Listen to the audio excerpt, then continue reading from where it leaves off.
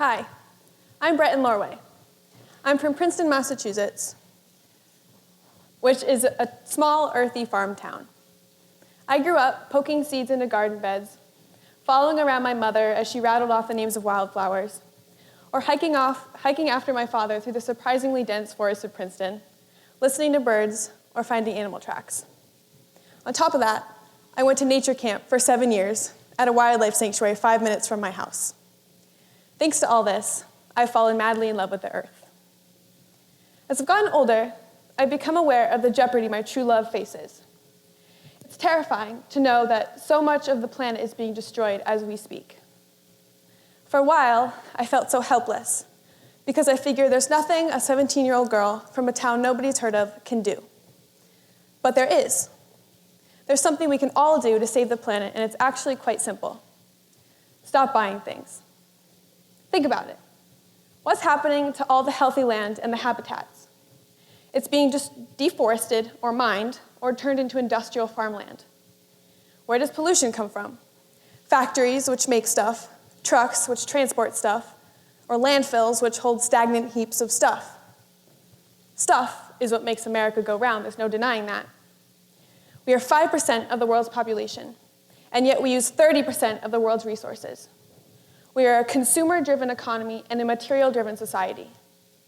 How do we end up here? Well, the Industrial Revolution is where it all started. In the 18th century, well into the 20th, industry boomed first in Great Britain and soon in the United States. Products began to be manufactured quickly, cheaply, and in mass. And as a result, people began to consume in mass. One of the best examples of the way early American consumerism evolved was the idea of the latest model. In the early 1900s, when General Motors was first established, advertising the outdating of car models and the updating of newer ones drove the constant motivation for consumers to buy. By the 1920s, that model change was as often as yearly. And thanks to the low prices of the Revolution's factories and assembly lines, this phenomenon was available to every class. Thus, the consumer cycle was truly born unto the American people: extraction, production, distribution, consumption, and disposal. Civilians began to cycle through clothing more often, instead of making and preserving their own for long periods of time. Farmers could buy cheaper feed, therefore expand their land use and livestock population. Those cycles have only intensified, and since the 1950s, humans have consumed more than the entirety of human history before then. Basically, we're trapped in a system. Whether we want to admit it or not, we're brainwashed into buying things. Now, my favorite TV show of all time is Mad Men. It's about the minds behind the advertising industry of the 60s. The goal of any ad man was, and still is, to make products into something that must be bought, to make trends into things that must be followed. So if you don't have that thing or follow that trend, your life is lacking. You're living wrongly. I repeat, we're brainwashed into buying things. So how does that affect the environment? It sounds like a psychological problem. Well, not only are we brainwashed, but we're shielded from the reality of what industries do to bring those products into our hands. It begins with the extraction of natural resources, or the landscaping of industrial farmland. Let's use the clothing industry as an example. I love clothes, but much to my chagrin, the clothing industry is one of the worst polluters there is. Let's say it starts on a cotton farm. Cotton makes up 40% of our clothing.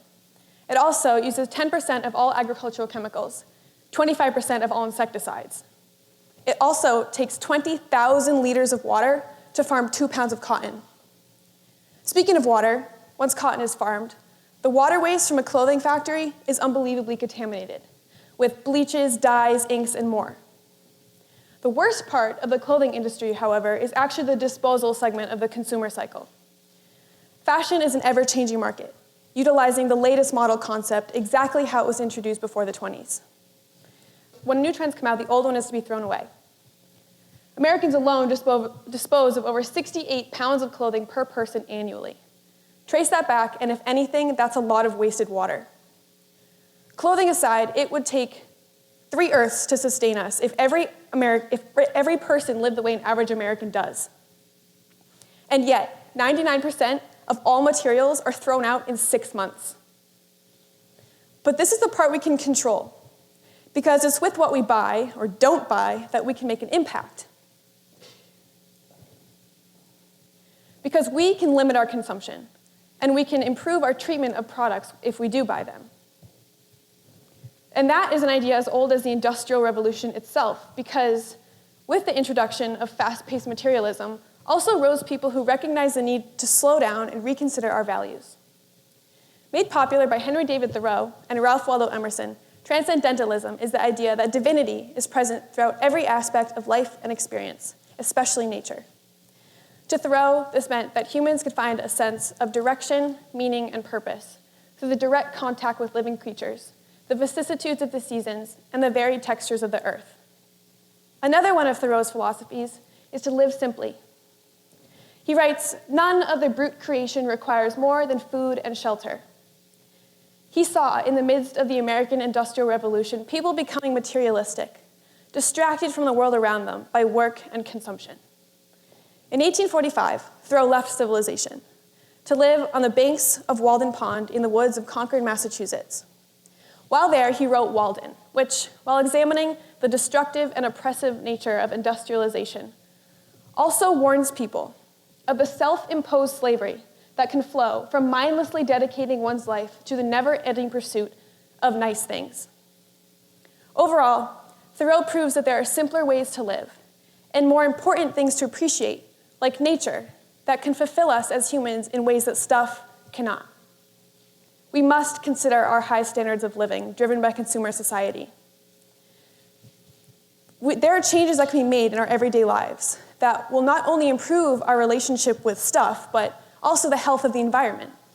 It's possible to combat the system. We just have to be willing to make sacrifices. Don't just throw something away because it's out of style. Repurpose it or donate it. Ask yourself if you really need a new shirt or new shoes or a new thing. And if you do, go to a vintage shop or a flea market or a thrift store. Chances are you'll find something cooler than you imagined, and you might even make a memory.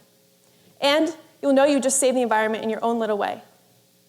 While we don't have to move to the banks of Walden Pond, we must remember the philosophies of Thoreau.